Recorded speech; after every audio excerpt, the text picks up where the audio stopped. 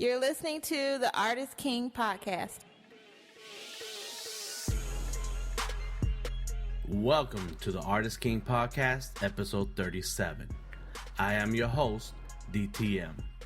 Artist King had a chance to sit down with Tyrone RED Cooley a few months back at the West End Tattoo Studio, where he settled into his tattoo career way back when there were a few tattoo shops in Atlanta.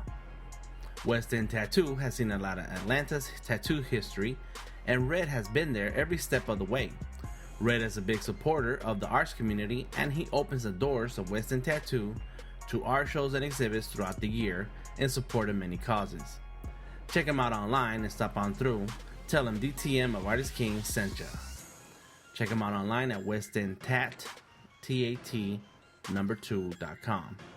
And of course on Facebook, Twitter, Instagram, West End Tattoo. Artist King podcast theme music by Mix Manny and Southside Sickest. Check them out online, soundcloud.com/Southside Sickest and soundcloud.com/Mix Manny Beats.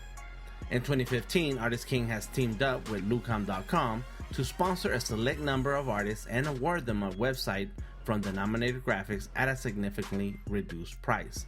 The list of available websites is short, so first come, first serve. Payment plans are available. This award is open to artists who do not have a website. Check out the specials tab at denominatorgraphics.com.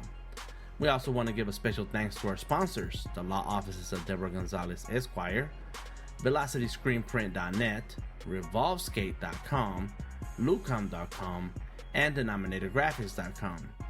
We also want to send out a special shout out to OHub at Giant for sponsoring the upcoming Black Book Conversations that start up again February 16th. It's a free meetup, so I hope to see you there. Check them out online, opportunityhub.co, and the Black Book Conversations at artistking.org. Level up your art life in 2015, please. Check out the upcoming events, classes, meetups, workshops, and resources at www.artistking.org.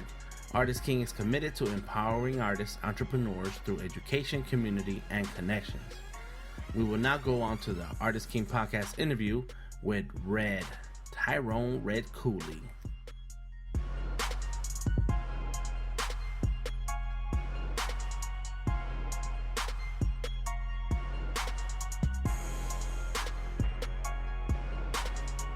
So I'm Dan the Man, is Artist King. I'm sitting here with Red. Hello, Red. How you doing? All right. How you doing there? I'm glad you gave me some time to sit down with you.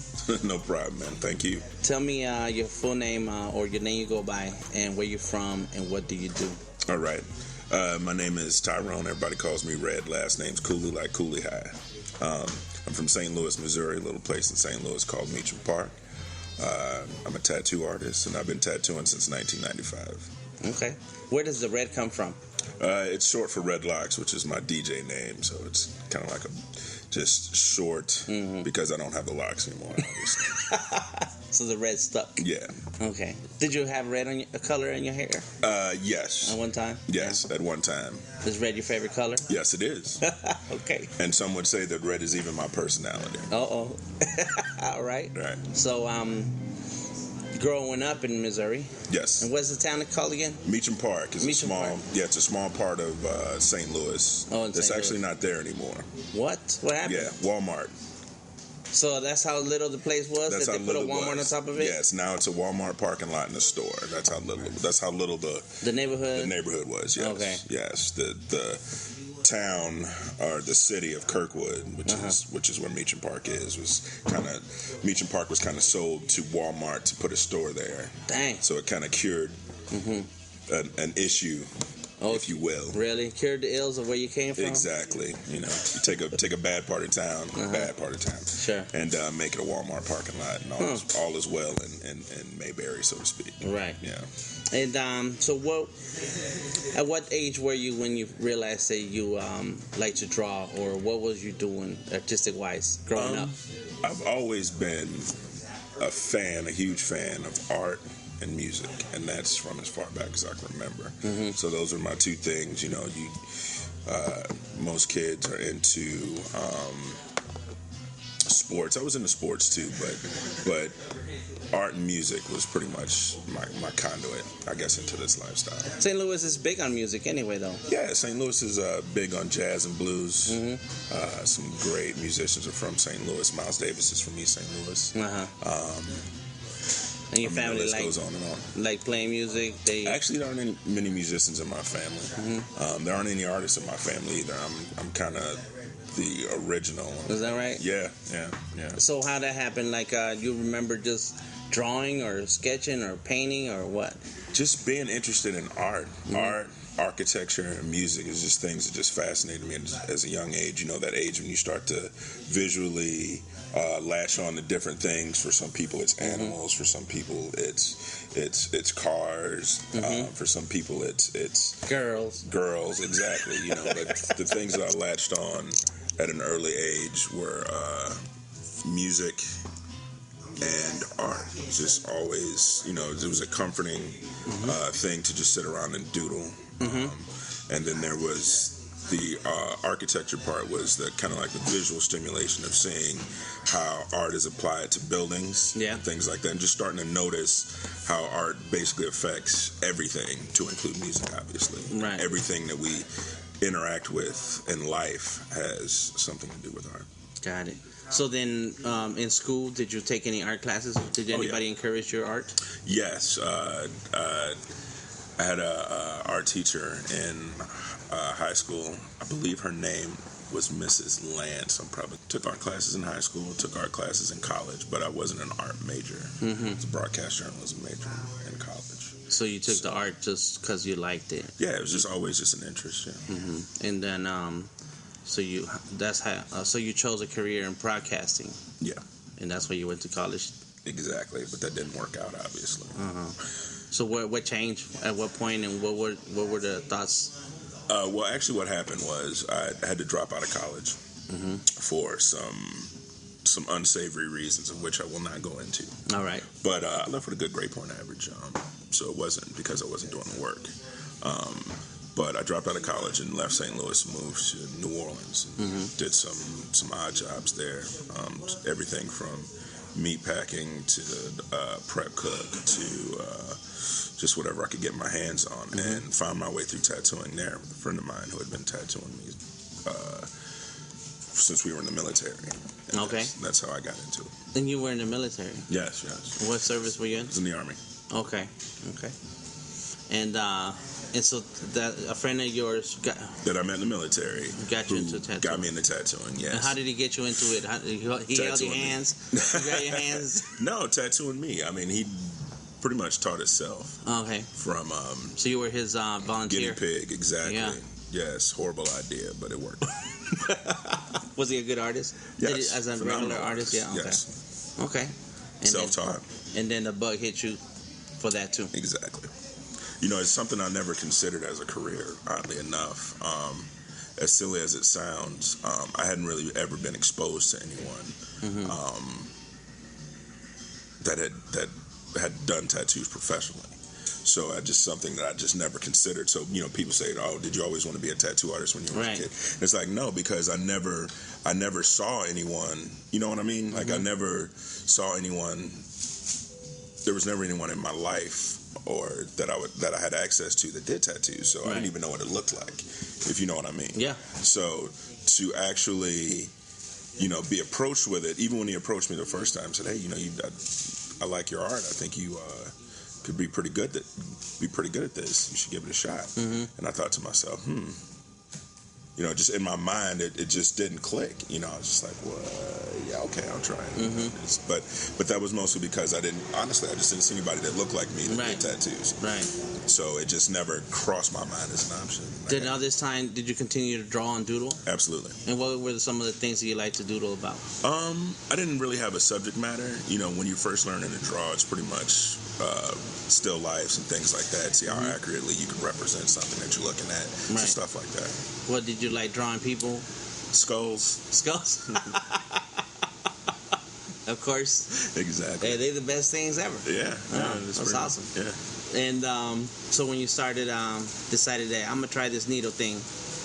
What were some of the most favorite things you like to draw or tattoo? I've always been a fan of the traditional style of tattooing, and that might have a lot to do with the people that I kind of came up in this business around.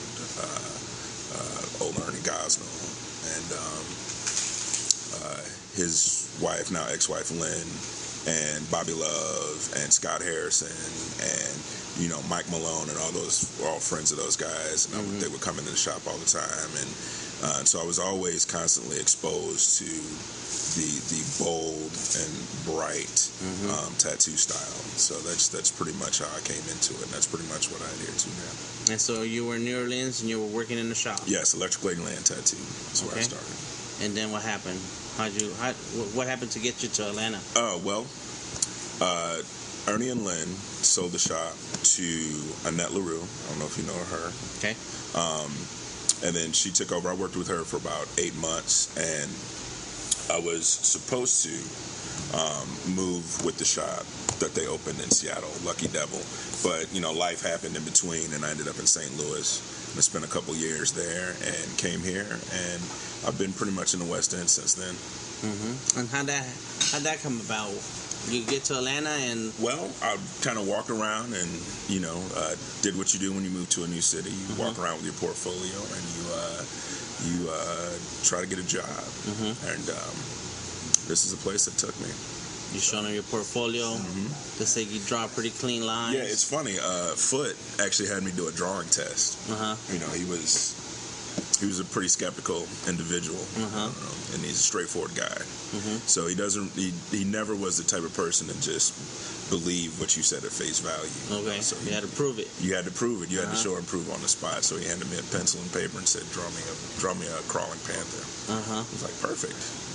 Lucky me. Okay. If you'd asked for something else, I might have been a lot tougher than that. No problem. So I drew him a crawling panther and I got a job. Wow. Yeah. Okay. And so West End Tattoo. Yeah. And you're here. Yes, I am. And what are some of the changes that you've seen here in the shop and your position, and how that decision process? The changes in the area in the shop. So because you started, there were people who owned the shop. Yes. Well, Julie Alfonso, of course, and Mr. Foots, of course, as you know, started this place in '93. And she decided in 2000, or they both decided in 2000, that they wanted to sell and move, do something different. So I bought them out, and I've been the owner ever since. You became the owner. Yeah, it's 2000. Yeah, so it's 14 years ago. And so what is your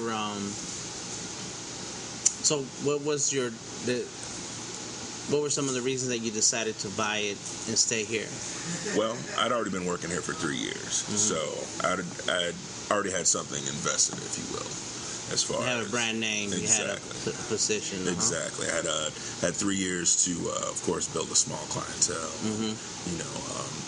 So that's what I mean by I had something invested. So it was worthwhile for me to, it's either take the chance, either building something somewhere else or becoming part of something somewhere else, which other people have done and been very successful at it. To me, though, I just felt like that if I could purchase it, that something else could be done to evolve it into something.